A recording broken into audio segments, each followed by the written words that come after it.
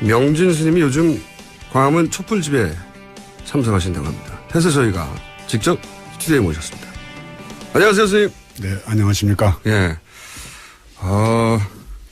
어떻게 지내셨어요, 그동안?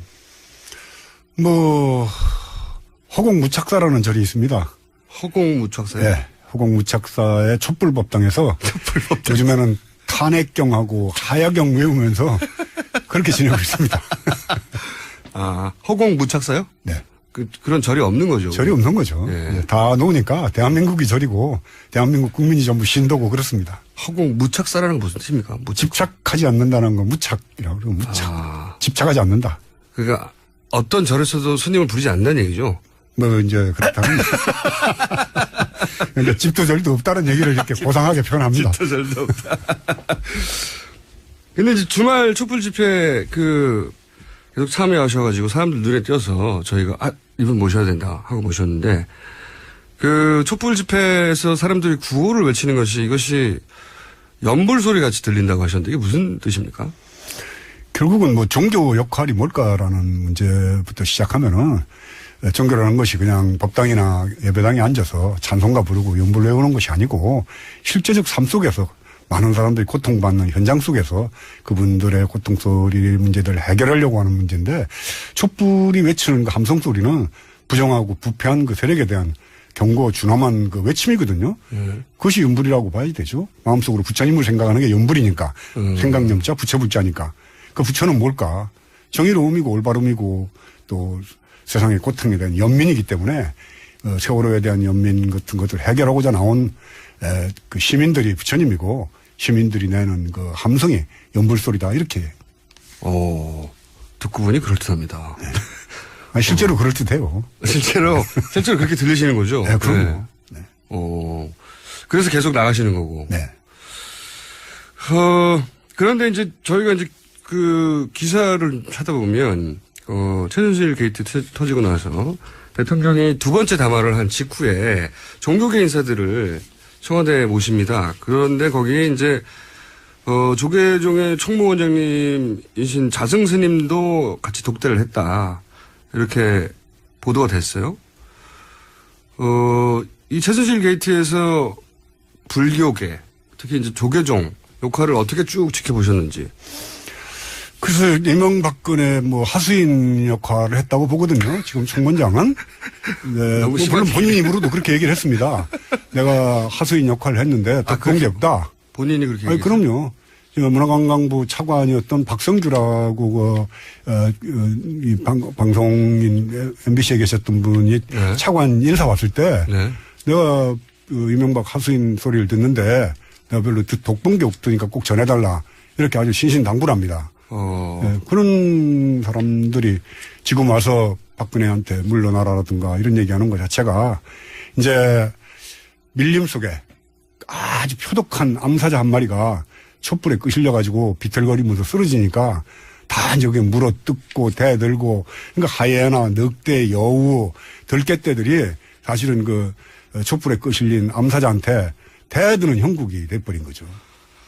참 무서운 얘기를 막 하시니까 내가 한 얘기가 아니니까요. 아니 근데 자성 스님은 두 번째 담화할 때는 그때는 하야 얘기를 하지 않았다고 전해졌는데. 그때 했던 얘기가 나무는 꽃을 버려야지 열매를 얻고 강물은 강을 버려야지 바다에 이르른다 했는데 아주 멋진 얘기긴 한데. 무슨 뜻이죠? 그게? 듣는 박근혜 대통령도 그게 무슨 소리인지를 못 알아들었을 거고. 책을 안 읽었으니까 인문학적 소양이 부족하니까 대전은요 이런 외마디 소리밖에 못하고 문장 연결력이 없거든요. 그런데다가 내가 알기로는 자승 원장도 그 말이 무슨 말인지 알고 했을까 싶어요. 그 누가 적어줬을 텐데 그럼 자승 원장의 최순실은 누군가가 궁금합니다. 이거 참 이렇게 강한 이야기를 팍팍 해버리시니까. 그게 무슨 뜻인지 저도 모르겠는데 스님은 아십니까? 결국은 애벌레가 네. 꼬치를 버려야지 나방이 된다, 나비가 된다 네. 이런 얘기 같은 거죠. 갖고 있는 모든 집착, 또 내가 누리고 있는 걸 버려서 새로운 세계로 그러니까 그 켈만에스의 데미안에 보면은 네. 새는 알을 깨치고 아래서 나오려고 한다.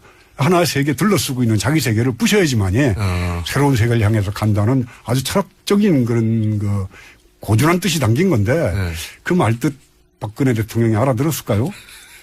자성원장 같이 정당 권력에 탐취하고 세력 모아가지고 저렇게 원장 저렇게 재임하고 불교 신자들한테 거짓말하는 사람이 본인이 버려야지 되죠. 본인이 버리려면은 본인은 안 버리면서 어떻게 대통령만 버리라고 얘기를 하는지 이해가 안 가는 거지. 스님이 이렇게 말씀하시니까 절에서 부를 수가 없잖아요. 방송마다 제가 나가는 데마다 징계를 많이 먹었습니다. 제가 한 얘기 아니니까 다 스님이 하신 얘기고, 그냥 이런 또 내용이 있습니다. 그 조계종의 종종, 제일 높으신 분이죠. 진재 스님이 이제 LCT 기공식에 참여했던 사진이 언론을 통해 공개되면서 불교계에서는 논란이 있었던 걸로 저는 알아요. 근데 이 장면, LCT가 이제 요즘 크게 문제가 되니까 이 장면을 어떻게 받아들여야 하나 이런 생각을 하지 않을 수가 없거든요. 가장 큰 스님이 거기 계시니까. 우선 이 장면을 어떻게 해석해야 됩니까? 이제 조계종의 종종이면은 정신적인 지주가 되죠. 네. 이제 그런 수성이죠, 이제. 네.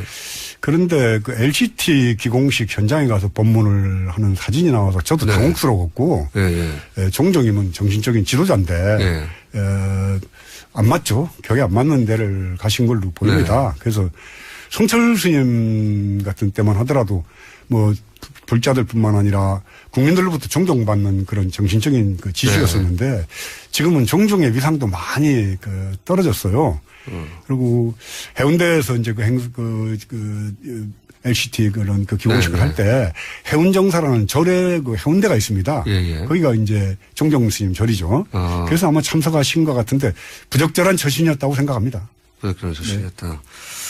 그게 이제 가까운 곳에 사는 곳이니까 부탁을 받아서 어쩔 수 없이 가셨다고 해석할 수도 있는 거고요. 전 그렇게만 보고 싶습니다. 왜냐하면 그렇게 생각하지 않으면 너무 서글픈 일 아니겠습니까, 이게? 그러니까 부패한 재벌이라든가 부패한 권력 앞에 결국 가서 아부하는 형식이 돼버린 겁니다. 뭐 종종 스님에 대해서 함부로 얘기하는 건 어렵지만은 박근혜 대통령 지난번 선거 때도 적극적으로 나서가지고 박근혜 선거 운동을 독려했던 걸로 알고 있습니다. 근데 이제 성철 스님 때만 하더라도 이게 국민들한테 정신적인 어떤 리더 역할. 그렇죠. 그리고 이제 종교계하고 멀리 정치계하고 멀리 떨어져 있고, 그 다음에 뭐, 속세 사례사욕하고 멀리 떨어져 있는 그런 분들은 존경받았었는데, 이제 최근에 보면은 종교계가 부단 불교계뿐만 아니라 이 정치권, 국민들이 아니라 정치권하고 너무 같이 보조를 맞추는 거 아니냐 이런 얘기 오랫동안 있어 왔지 않습니까? 그게 언제부터 어떻게 하다 이렇게 된 겁니까? 그러니까 뭐 다른 종교는 모르지만 불교는 일단 문화재 보수, 문화재 어떤 관리 때문에 국가 예산을 안 쓸 수가 없습니다. 그렇겠군요. 그러니까 예산을 얻었을 때는 뭐 로비를 하든지 각 단위 사찰별로 뭐 정치 권력자하고 세금을 나눠주는 거니까 결국 대통령이나 국회의원한테 잘 보여야 될 거 아닙니까? 그런 로비를 통해서 정치 권력하고 밀접하게 연결이 되고 그러니까 바른 말을 못하게 되죠. 점점 더. 그렇죠. 소금 먹은 사람이 물 마신다고 돈 얻어 먹었으니까 결국은 뭐 거기 아부하는 소리를 해야지 되고 뭐 이런 게 이게 얼마나 오래된 오래된 거죠, 이게. 아주 오래됐는데. 근데 그런 그 종교계를 그러면 적극적으로 이용하게 된 겁니까? 그러니까 예전에는 이렇게 그 예산을 나눠주고 뭐 관계 정도 맺다가 점점 예산을 나눠줬으니까 우리 쪽의 일도 해줘야지 적극적으로 나서서 이렇게 적극적으로 정치권에서 이용하게 된 건가요? 그렇죠. 그게 지금 스님이 계속 비판적으로 보시는 이명박 박근혜 시대에 이루어진 일입니까? 아니, 그 전부터 물론 뭐 종단 예산이 문화관광부를 통해서 이제 이렇게 집행이 되고 했는데 그 전에는 이런 정도까지는 아니었어요. 노골적이지 않았다 이렇게. 근데 지금은 뭐 거의 이명박 때부터 템플스테이 그 비용 같은 게 뭐 연 200억 정도가 되는데 그런 돈을 지금 총무원장이 알아서 어느 절에 이렇게 보내도록 이렇게 조정을 하는 역할을 하는 거죠. 그러니까 내가 어느 절 주지를 하는데 절이 무너져가지고 곧 다시 이제 보수를 하고 싶다. 근데 돈을 달라고 해도 지금 원장이 안 주면은 그러니까 주면은 말을 듣게 돼 있죠. 돈 가지고. 그러니까 템플스테이 비용이나 그 문화재 그 관리하는 이런 도 비용이 지금 총무원장의 통치자금 빚 같이 이런 식으로 변해. 그러니까 예산, 국가 예산을 가지고. 그렇죠. 그게 국가 예산을 원래 나눠주게 돼 있는 건데, 그거를 적극적으로 활용해서 종교계가 말을 듣지 않을 수 없도록 만드는 거고. 그렇죠. 네. 그리고 종교계 내에서도 그런 예산을 가지고 다시 한번 종교계 다른 그 인사들을 자기 뜻대로 조정하고. 그렇죠. 그런 일이 벌어진 거군요. 그런데 상당 권력을 계속 갖고 가는 거죠. 돈 가지고. 네. 그러니 그렇게 했으니 이제 우리가 선거에 나왔으니 당신이 적극적으로 도와달라. 그렇죠. 요구를 하면은 본인이 그런 권력을 계속 유지하려면 그 종교계에서도 그 말을 들어줘야 되고. 안 도와줄 수가 없죠. 네. 근데 그걸 안 하셔서 지금 잘리신 거예요? 저는 그걸 안 했다기보다는 적극적으로 이제 MB 정권에 대해서 거꾸로 비판을 하셨죠. 네. 그럼요. 그럼 잘릴만 하네요. 근데 그 MB 시대에 사실은 거의 유일하게 종교계에서 시국 비판을 하셨고, 근데 그 시국 비판들이 지금 되돌아봐도 굉장히 정확한 워딩이 정확한 시점에 나왔다. 저 개인적으로 그렇게 생각하는데. 촛불 집회에 나오시면서 단순히 연불 소리뿐만 아니라 이 시국에 대해서도 생각이 있으셨을 거 아닙니까? 당연히. 당연하죠. 예. 제가 그런 시국 사안들을 좀 여쭤보고 싶은데, 예를 들어서 이제 어제 있었던 일들 중에 가장 가까운 사안을 하나 여쭤볼게요. 박근혜 대통령이 점점 확인되고 있는데, 처음에는 4월에 자진 사퇴 뭐 이런 얘기도 하다가, 근데 실제로는 내려오실 생각이 전혀 없어 보여요. 이제 법률 대리인들도 그 사안들을 전면 다 부인한단 말이죠. 이런 태도는 어떻게 보십니까? 불자로서. 본인이 잘못이 없다고 그러지 않습니까? 그렇죠. 없다고 생각하시는 것 같아요. 그러니까 조선시대 그 일본 놈들한테 나라를 팔아먹은 이완용도 예. 본인은 전혀 잘못이 없다라고 얘기를 합니다. 예. 다만 그 외교권을 일본에다 잠깐 맡긴 것 뿐이지 그건 나중에 찾아오면 되는 거다. 내가 뭘 그렇게 잘못했느냐. 그러면 원료 그 쿠데타를 일으켰던 박정희 대통령 같은 경우도 구국의 결단이었고 뭐 전두환의 그 12.12 군사반란도 다 구국의 결단이었다라. 자기 잘못을 인정을 안 하는 거죠. 참, 이완용을 암살을 하려고 그랬던 이재명이라는 분이 있죠. 독립운동했던. 이재명이 이완용을 암살하려고 그러다 잡혀가가지고 사형당하면서 했던 말이 다른 죄도 다 무서운 죄지만은 마지막까지 반성하지 않는 이완용의 내 죄가 정말 큰 죄라고 이렇게 얘기를 합니다. 반성하지 않는 죄. 반성하지 않는 죄. 그럼 박근혜도 똑같다고 그런 거죠.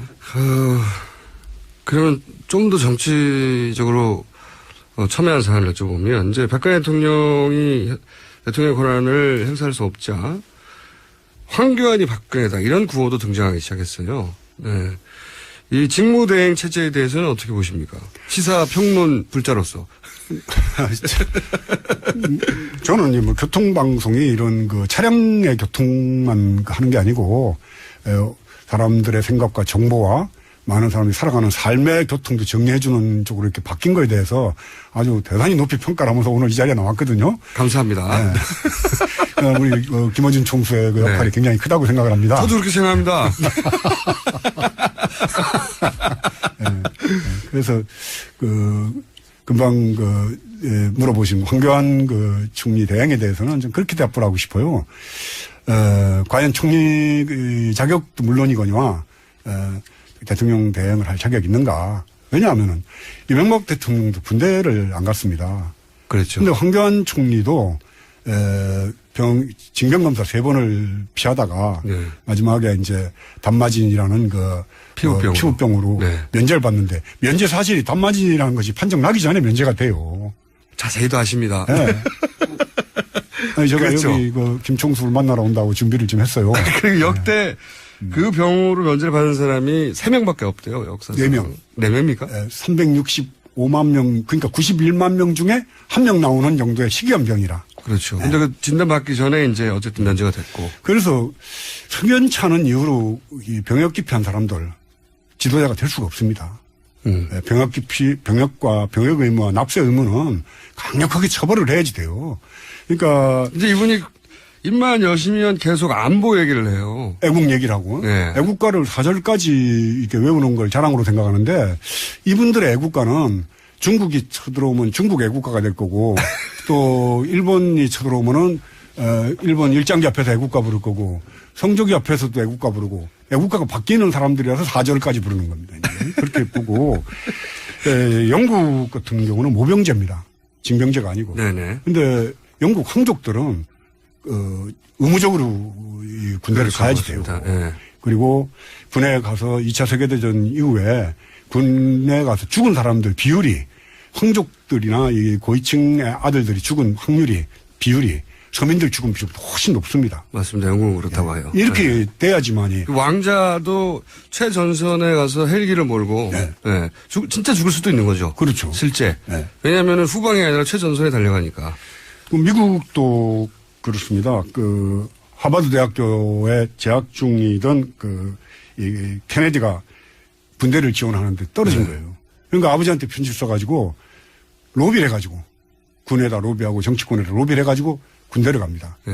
그러니까 부상을 입어가지고 평생 이 후유증으로다가 진통제를 먹어야지 될 정도로. 그리고 이제 일화를 보면 실제 교전 중에 실종되죠. 네. 실종돼서 정확한 일자는 기억이 안 나는데 꽤 오랫동안 실종되다가 간신히 살아나고 네. 그런 일화도 있습니다. 정말로 소위 리더들이 공란에 처했을 때 맨 앞장서서 싸우죠. 네. 근데 그리고 그런 사람들이 대부분 대한민국은 근데 네. 어떻게든지 해서 군대를 안 가야지 되고 또 군대를 가더라도 내 아들 자기 아들을 군대를 보내더라도 어디 코너링 잘한다고 그래서 이제 꽃보직으로 가서 거의 군대 생활을 안 한단 말이에요. 그럼 황교안 아들뿐만 아니라 원세훈 아들도 원세훈도 군대를 안 갔지만 원세훈 아들도 군대를 가가지고 거기서 모든 자격증을 다 따고 이런 식으로 군대 생활을 한단 말이에요. 그러니까 신문 기사를 너무 자세히 보시는 거 아니에요? 네? 절에 아까 뭐라고 그러죠? 무착사요? 허공무착사. 네, 혹은 묵착사에 계시다 보니까 시간이 많아가지고 신문 기사를 다 읽으시는 것 같아요. 신문기사, 이제 이 정도는 알아야지 그래도 사람들 앞에서 얘기도 하고 같은 고통이니까. 군대 가는 게 얼마나 싫어요. 저도 갔다 오긴 했지만은 누가 나 좋아서 군대 가는 사람 어디 있습니까? 나라를 지키겠다는 그런 염원을 갖고 가는 게 아니라 징병돼서 가거든요. 네. 근데 그걸 돈 있고 빽 있다고 해서 군대 안 가면서 권리는 주장을 하면서 의무와 책임을 안 하면서 또 지도자는 되고 대통령도 되고 장관도 되고 국회의원도 이런 세상 좀 바꿔야죠 이번에. 네? 알겠습니다. 저희 아침에 브리핑 하시면 잘하실 것 같은데. 이런 건 어떠세요? 굉장히 현안을 밝으시니까 현안을 직접적으로 제가 여쭤볼게요. 예를 들어서 최근에 이제 새누리당의 신임 원내대표 이제 친박 비박이 정면 순으로 했는데 결국은 이제 친박계인 정호택 의원이 원내대표에 당선됐습니다. 이런 사안도 보시면서 하고 논평하실 거리가 있을 것 같아요, 제가. 논평할 가치는 별로 없고 이게 친박이니 비박이 하는 것 자체가 한 사람을 놓고 친하냐 아니면은 거리가 있느냐 이런 거잖아요. 이념이나 사상이나 노선의 문제가 아니고 박근혜 대통령 친하냐 안 친하냐. 네, 그렇게 나눈 거죠. 이런 천박스러운 친박이 어디 있어요. 이건 친박도 아니고 아주 천박한 거지. 그렇잖아요. 정치적 이념과 국가 경영에 대한 어떤 노선을 가지고 어떤 입장들이 바뀌어야지 되는데 누구하고 친하냐 안 친하냐. 맞습니다. 네? 밀박이냐 낀박이냐 친박이냐 이러는데 이거야말로 아주 천박한 인간들로 논평 가치가 없어요. 비박계는 그러면요? 네? 그런 구분에 의한 비박계도 마찬가지다? 비박계도 친박이 안 껴주니까 비박이 된 거 아닌가요? 잘 모르겠습니다만. 아하. 아니, 제가 보통 방송에서 제일 심하게 얘기하는 게 저거든요. 근데 저보다 훨씬 심하게 얘기하시는 분이 나와가지고. 오늘 굉장히 정제해가지고 얘기하는 건데. 그래요? 욕에서 입에서 욕이 막 나가요, 저는. 그러시면은 욕을 하시면 저희 그러니까 제가 법구경보다는 욕구경을 더 잘한다고 그러거든요. 아니, 이런 말씀은 사실 이명박 정부 시절에 워낙 주지 스님으로서 대놓고 하셔가지고 결국은 한나라당의 원내대표가 직접 좌파! 하고 꺼져 해서 잘리신 거죠. 그렇게 봐야죠. 네. 스님 보고 좌파라고 하는 건 제가 처음 들어봤는데. 그것도 이제 이 자승 원장이 네. 템플스테이 예산 받으려고 하는 자리예요. 좀 올려달라고. 아하. 그래서 고흥길 문화관광위원회 위원장하고 예. 같은 자리에서 얘기할 때 이제 원내대표였던 안상수 그 의원이 예. 강남 봉원사에 좌파 지지를 내쫓아라. 내쫓아라. 그러니까 예산 주면서 그러니까. 예산 주면서. 그러니까 결국은 이제 지경을 만들고 저를 이제 봉원사에서 떠나도록 하는 그 역할을 자성이가 총대를 맨 거죠, 이제. 그렇군요. 권력의 말을 듣고 권력의 사냥개 노릇한 거죠. 사냥개. 아니 이제 종교계의 아주 지주다급이라 스님이 그렇게 표현 안 하시면 누구도 그렇게 표현할 수가 없는데 사냥개라고 또. 아니 권력이 시키는 대로 했지 않습니까? 네. 그런가 보죠. 네. 본인이 나중에는 뭐 죽을 죄를 졌습니다. 입이 10개라도 할 말이 없습니다. 아 그렇게 말해요? 그럼요. 본인이 직접. 네.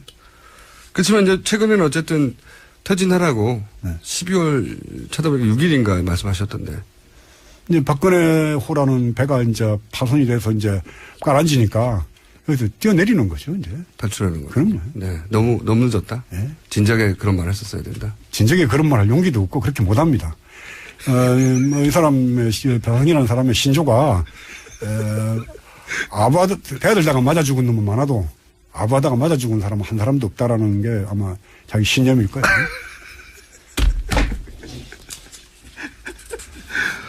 아이고, 왜 이렇게 웃어요? 아니, 이제. 난 지금 굉장히 심각한 얘기를 하는데. 보통은 할 수 없는, 사석에서도 잘 하기 힘든 얘기를 막 대놓고 하시니까, 방송에서. 시간이 거의 다 돼가는데, 한 번 더 모시기로 하고, 아니, 뭐, 저희 생각으로 아침 브리핑 하시면 저보다 훨씬 잘하실 것 같긴 한데, 이런 말씀도 하셨어요. 그래서 제가 여쭤보려고 하는데, 대통령은, 이게 지금 현 대통령, 전 대통령, 이명박 박근혜 대통령에 대한 비판을 굉장히 많이 하시고, 지금 많이 하시고, 그러면서, 그렇다면 어떤 사람이 대통령이 돼야 되느냐, 이런 질문에 대해서 손석희 같은 사람이 대통령이 되면 어떨까라고 하셨는데, 왜? 대통령이라는 자리를 너무 규정을 두지 말자는 거죠.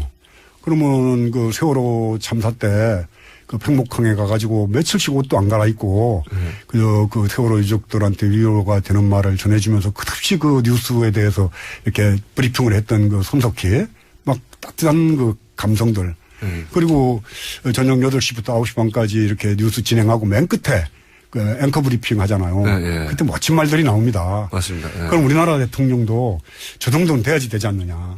저녁마다 텔레비에 나와서 국민들에게 오늘은 어느 나라 국가원수를 만났습니다. 오늘은 국무위원들과 무슨 의견을 나눴습니다. 하면서 브리핑할 수 있는 정도의 그런 그 능력 있는 사람 말도 할. 김어준 총수도 그런 능력권자로 들어가는 거죠. 물론 저도 마찬가지고. 저도 마찬가지고. 그런 사람들이 대통령을 해야지. 말도 못하고 무식하고. 패거리 모아가지고 이게 무슨 뭐 조직폭력배 같은 사람 이런 두목 같은 형식으로 정치하려고 하는 사람들. 이건 정리하고 정말 따뜻하면서 고통받는 사람들에 대해서 연민하고 안타까워하는 사람들. 이런 사람들이 대통령 해야지 되고. 그런 의미로? 네. 그렇죠. 기본적으로 국민들한테 지금 시대 정신이 뭐고, 그리고 나는 그 시대 속에서 어떤 역할을 하고 있다. 이런 말을 자기 언어로 분명하게 전달할 수 있어요. 그렇죠. 네. 언어는 생각이 언어로 돼서 나오는 거기 때문에 그 사람의 말을 들으면은 얼마나 그 사람이 자유로운 사람이고 얼만큼 정직한 사람이고 이거 말장난한다고 그러는데 그 말장난이 아닙니다. 생각이 자유롭지 않으면은 말의 전환, 반전 못 일으키는 거죠. 스님은 굉장히 자유로우신 분인 건 알겠어요, 제가. 전 뭐 주지도 안 하고 아무것도 안 하니까 자유롭죠. 무탁사 주지 스님. 무탁사 참. 그러면서 또 뭐 김대동 씨도 언급하고 막 하셨던데 김대동 씨는 그러면 무슨 일을 시킬까요? 법무부 장관 하다가 이제 뭐 총리까지 하고 대통령 대행까지 하는 황교안하고 김대동 씨하고 비교를 한번 해봅시다. 법 정신에 누가 더 투철한가? 김대동 씨가 저는 그 뭐 성주 사드 반대하는 집회장에 가서 헌법 몇 조 하면서 얘기를 하는데 엄청 감동을 받았어요. 네, 다 외우더라고요. 네. 네. 그때 보고는 난 절대 앞으로 마이크를 잡지 말자. 이제 모든 건 김대동한테 맡기고는 물러나야겠다. 저는 그 장면을 보면서 그랬는데 암기 과목은 잘했겠구나. 그래서 법정신의 기본에 투철한 건 오히려 김대중 씨다. 그럼요. 헌법 정신에 투착을 하고. 국무총리 같은 거 시켜야 되는 거. 그럼요. 왜 꼭 국무총리는 정치하는 사람들 그런 뭐 패거리를 하고 만들어가지고 이런 사람들만 시키려고 그러느냐. 예. 아니, 김미아 씨 같은 분을 문화관광부 장관 시키자는 발상. 김미아 씨요. 예. 네. 촛불에 나와서 마이크 잡았던 중고생들을 교육부 장관으로 이런 식으로 좀 바꿔 생각해 보자는 거예요. 저도 그러면 저 방송국 몇 개 주시든지요. 저도. 그래서 방송통신위원장을 하든지 아니 국정원장으로 하든지. 국정원장. 아니 저희끼리 농담으로 최순실 사태 처음 터졌을 때 저희 제작진하고 그런 얘기 했었거든요. 내가 대통령하고 저희 책임 PD가 너 뭐 줄까 그랬더니 SBS 달라고 그러더라고요. 그래서 MBC도 해! 배포가 되고 KBS도 해! 해가지고 쫙 나눠준 적이 있거든요. 아, 그런 거 하시는구나. 네. 아, 너무 재밌습니다. 시간이 거의 다 됐는데, 이게 촛불, 지금 이제 춥다 보니까, 그리고, 이게 벌써 뭐 7자, 8자 되다 보니까, 연말 연시다 보니까, 이제 참석 인원들이 좀 줄어들고, 아마 네. 또, 이 전국에 이제, 이거 내가 직접 나와서 얘기했다 싶은 순간이면 또 많은 분들이 나오겠죠. 네. 저는 그래서 그런 걱정은 안 드는데, 이게 촛불이 꺼지는 거 아니냐. 그런 걱정 절대 안 하는데, 그런데 거기 나온 분들이, 뭐랄까, 나가면서도 우울하거든요. 기쁘기도 하고 우울하기도 해요. 동시에. 굉장히 묘한 감정인데, 그분들에게 혹시 해주실 말씀 있으세요? 마지막으로? 저보고 이제 나가면은 그 시민들이 나와주셔서 고맙다고 그러는데 네. 제가 사실은 거기 나가서 위안을 받고 위로를 받습니다. 제가 위로를 하고 위로안을 한 게 아니고, 그러면서 온 국민이 고통의 바다에서 헤어나고자 하는 그 염원이 당긴 그 촛불이라고 봐요. 함성이고. 그래서 그때 올리는 촛불이야말로 부처님 올리는 등공양하고 똑같다. 그래서 저는 뭐 이번 크리스마스 이브에도 어차피 촛불이 켜질 텐데 뭐 찬송가 대신 탄핵가와 하야가를 부르면서 우리가 크리스마스를 또 맞이하고 연말 연시를 보내는데 큰 그 위로와 위안이 되는 게 저는 촛불이라고 생각을 합니다. 매주 토요일 날 어디 가면 스님 뵐 수 있죠? 어느 위치에 주로 계십니까? 광화문 그 미대사관 앞에서 시작해가지고 네. 어제는 그 삼청동 총리공원 쪽으로 갔었고 지난주에는 그 청운동 차벽 앞에서 잠깐 마이크도 잡았습니다. 스님 그러니까 행진하고 같이 가시는군요. 아예. 네, 걸어. 그 한가운데서. 네, 네. 옆에서 구경하는 게 아니고. 아니, 그럼요, 같이. 한가운데 들어. 저 지난주에는 그 세월호 엄마들하고 같이 종로에서부터 청운동까지 걸어갔었고요. 그러면 혹시 SNS 하십니까? 페이스북만 합니다. 페이스북. 네. 그럼 어디 계실지 좀 알려주세요. 그 전에. 네. 스님을 꼭 만나보고 싶어 하는 불자들도 많이 있을 거예요. 그 현장에 나온. 그렇죠. 네. 네. 그러면 그 SNS에다가, 페이스북에다가 이번 주는 저는 이쪽 부분에서 출몰할 예정입니다. 이렇게 알려주세요. 네. 그러겠습니다. 오늘 여기까지 듣겠습니다. 오늘 말씀 감사합니다. 네. 고맙습니다. 지금까지 명진 스님이었습니다. 명진 스님이 요즘 광화문 촛불집에 참석하신다고 합니다. 그래서 저희가 직접 스튜디오에 모셨습니다. 안녕하세요, 스님. 네. 안녕하십니까. 예. 어떻게 지내셨어요, 그동안? 허공무착사라는 절이 있습니다. 허공무착사요? 네. 허공무착사의 촛불법당에서 요즘에는 탄핵경하고 하야경 외우면서 그렇게 지내고 있습니다. 허공무착사요? 네. 그런 절이 없는 거죠. 절이 없는 거죠. 예. 네, 다 놓으니까 대한민국이 절이고 대한민국 국민이 전부 신도고 그렇습니다. 허공무착사라는 건 무슨 뜻입니까? 집착하지 않는다는 건 무착이라고 그러고 무착. 집착하지 않는다. 그러니까 어떤 절에서도 스님을 부르지 않는다는 얘기죠. 이제 그렇다면. 그러니까 집도 절도 없다는 얘기를 이렇게 고상하게 표현합니다. 집도 절도 없다. 근데 이제 주말 촛불 집회 계속 참여하셔가지고 사람들 눈에 띄어서 저희가 이분 모셔야 된다 하고 모셨는데 촛불 집회에서 사람들이 구호를 외치는 이것이 연불 소리 같이 들린다고 하셨는데 이게 무슨 뜻입니까? 결국은 종교 역할이 뭘까라는 문제부터 시작하면은 종교라는 것이 그냥 법당이나 예배당에 앉아서 찬송가 부르고 연불 외우는 것이 아니고 실제적 삶 속에서 많은 사람들이 고통받는 현장 속에서 그분들의 고통 소리 문제들을 해결하려고 하는 문제인데 촛불이 외치는 그 함성 소리는 부정하고 부패한 그 세력에 대한 경고 준엄한 그 외침이거든요.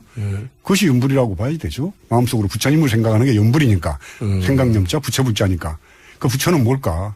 정의로움이고 올바름이고 또 세상의 고통에 대한 연민이기 때문에 세월호에 대한 연민 같은 것들을 해결하고자 나온 그 시민들이 부처님이고 시민들이 내는 그 함성이 연불소리다 이렇게. 듣고 보니 그럴듯합니다. 네. 아니, 실제로 그럴듯해요. 실제로 그렇게 들리시는 거죠? 네, 그럼요. 네. 그러니까 아니 뭐 대전은요 뭐 이런 외마디 소리밖에 못하고 문장 연결력이 없거든요. 그런데다가 내가 알기로는 자성 원장도 그 말이 무슨 말인지 알고 했을까 싶어요.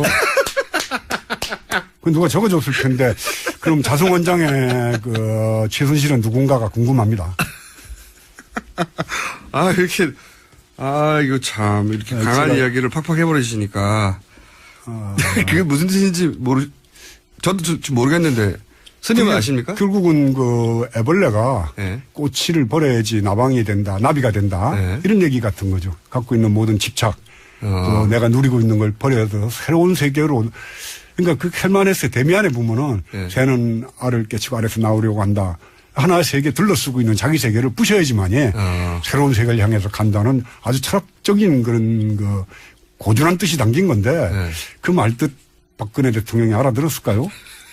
자성원장 같이 정당 권력에 탐취하고 세력 모아가지고 저렇게 원장 저렇게 재임하고 불교 신자들한테 거짓말하는 사람이 본인이 버려야지 되죠. 본인이 버리려면은 본인은 안 버리면서 어떻게 대통령만 버리라고 얘기를 하는지 이해가 안 가는 거지. 네, 스님이 이렇게 말씀하시니까 절에서 부를 수가 없잖아요.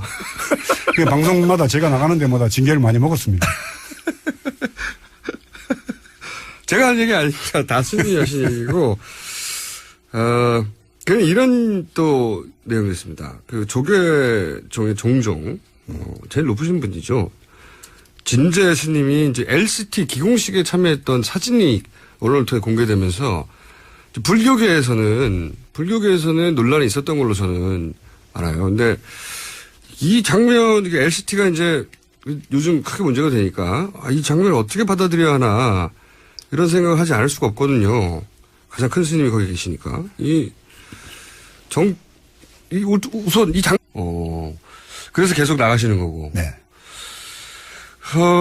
그런데 이제 저희가 이제 그 기사를 찾아보면, 최순실 게이트 터지고 나서 대통령이 두 번째 담화를 한 직후에 종교계 인사들을 청와대에 모십니다. 그런데 거기에 이제, 조계종의 총무원장님이신 자승 스님도 같이 독대를 했다. 이렇게 보도가 됐어요. 이 최순실 게이트에서 불교계, 특히 이제 조계종 역할을 어떻게 쭉 지켜보셨는지. 그래서 이명박근혜 하수인 역할을 했다고 보거든요. 지금 총무원장은. 네. 물론 본인 입으로도 그렇게 얘기를 했습니다. 내가 하수인 역할을 했는데 더 그런 게 없다. 본인이 그렇게 얘기했어요? 그럼요. 문화관광부 차관이었던 박성주라고 이 방송인 MBC에 계셨던 분이 네. 차관 인사 왔을 때 네. 내가 이명박 하수인 소리를 듣는데 내가 별로 독본 게 없으니까 꼭 전해달라. 이렇게 아주 신신당부랍니다. 네, 그런 사람들이 지금 와서 박근혜한테 물러나라라든가 이런 얘기하는 것 자체가 이제 밀림 속에 아주 표독한 암사자 한 마리가 촛불에 끄실려가지고 비틀거리면서 쓰러지니까 다 저기 물어 뜯고 대들고 그러니까 하이에나, 늑대, 여우, 들깨떼들이 사실은 그 촛불에 끄실린 암사자한테 대드는 형국이 돼버린 거죠. 아유, 참, 무서운 얘기를 막 하시니까. 내가 한 얘기가 아니니까요. 아니, 근데 자성 스님은 두 번째, 담화할 때는 그때는 하야 얘기를 하지 않았다고 전해졌는데. 그때 했던 얘기가 나무는 꽃을 버려야지 열매를 얻고 강물은 강을 버려야지 바다에 이르른다 했는데 아주 멋진 얘기긴 한데. 무슨 뜻이죠, 그게? 듣는 박근혜 대통령도 그게 무슨 소리인지를 못 알아들었을 거고. 책을 안 읽었으니까 인문학적 소양이 부족한. 그럼 어떻게 해석해야 됩니까? 이제 조계종의 종종이면은 정신적인 지주가 되죠. 네. 이제 그런 수성이죠, 이제. 네. 그런데 그 LCT 기공식 현장에 가서 법문을 하는 사진이 나와서 저도 네. 당혹스러웠고, 예, 예. 종종이면 정신적인 지도자인데, 예. 안 맞죠. 격에 안 맞는 데를 가신 걸로 네. 보입니다. 그래서 성철 스님 같은 때만 하더라도 뭐 불자들뿐만 아니라 국민들로부터 존경받는 그런 정신적인 그 지주였었는데 지금은 종종의 위상도 많이 그 떨어졌어요. 그리고 해운대에서 이제 LCT 그런 그 기공식을 네, 할 때 해운정사라는 절에 그 해운대가 있습니다. 예, 예. 거기가 이제 종종 스님 절이죠. 그래서 아마 참석하신 것 같은데 부적절한 처신이었다고 생각합니다. 그런 소식이었다. 그게 이제 가까운 곳에 사는 곳이니까 부탁을 받아서 어쩔 수 없이 가셨다고 해석할 수도 있는 거고요. 예. 전 그렇게만 보고 싶습니다. 예. 왜냐하면 그렇게 생각하지 않으면 너무 서글픈 일 아니겠습니까, 이게? 그러니까 부패한 재벌이라든가 부패한 권력 앞에 그 결국 가서 아부하는 형식이 돼버린 겁니다. 뭐 종종 스님에 대해서 함부로 얘기하는 건 어렵지만은 박근혜 대통령 지난번 선거 때도 적극적으로 나서가지고 박근혜 선거 운동을 독려했던 걸로 알고 있습니다. 아하. 근데 이제 종교 이제 그 성철 스님 때만 하더라도 이게 국민들한테 정신적인 어떤 리더 역할. 그렇죠. 예. 그리고 이제 종교계하고 멀리 떨어져, 정치계하고 멀리 떨어져 있고, 그 다음에 뭐, 속세 사례사육하고 멀리 떨어져 있는 그런 분들은 존경받았었는데, 이제 최근에 보면은 종교계가 부단 불교계뿐만 아니라 이 정치권, 국민들이 아니라 정치권하고 너무 같이 보조를 맞추는 거 아니냐 이런 얘기 오랫동안 있어 왔지 않습니까? 그게 언제부터 어떻게 하다 이렇게 된 겁니까? 그러니까 뭐 다른 종교는 모르지만 불교는 네. 네. 일단 문화재 보수, 문화재 어떤 뭐 관리 때문에 국가 예산을 안 쓸 수가 없습니다. 아, 그렇겠군요. 그러니까 예산을 그 얻었을 때는 뭐 로비를 하든지 각 단위 사찰별로 뭐 정치 권력자하고 세금을 나눠주는 거니까 결국 대통령이나 국회의원한테 잘 보여야 될 거 아닙니까? 예, 예. 그런 로비를 통해서 정치 권력하고 밀접하게 연결이 되고 그러니까 바른 말을 못하게 되죠. 점점 더. 그렇죠. 뭐 소금 먹은 사람이 물 마신다고 돈 얻어 먹었으니까 결국은 뭐 거기 아부하는 소리를 해야지 되고 뭐 이런 게 이게 얼마나 오래된 역사? 오래된 거죠 이게. 아주 오래됐는데. 네. 근데 그런 그 종교계를 그러면 적극적으로 이용하게 된 겁니까?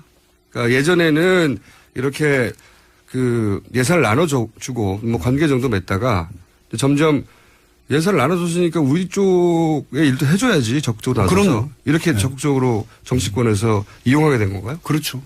그게 지금 스님이 계속 비판적으로 보시는 이명박 박근혜 시대에 이루어진 일입니까? 아니, 집중적으로? 그 전부터 물론 뭐 종단 예산이 문화관광부를 통해서 이제 이렇게 집행이 되고 했는데 그 전에는 이런 정도까지는 아니었어요. 노골적이지 않았다 이렇게. 네, 근데 지금은 뭐 거의 이명박 때부터 템플스테이 그 비용 같은 게 뭐 연 200억 정도가 되는데 그런 돈을 지금 총무원장이 알아서 어느 절에 이렇게 보내도록 이렇게 조정을 하는 역할을 하는 거죠.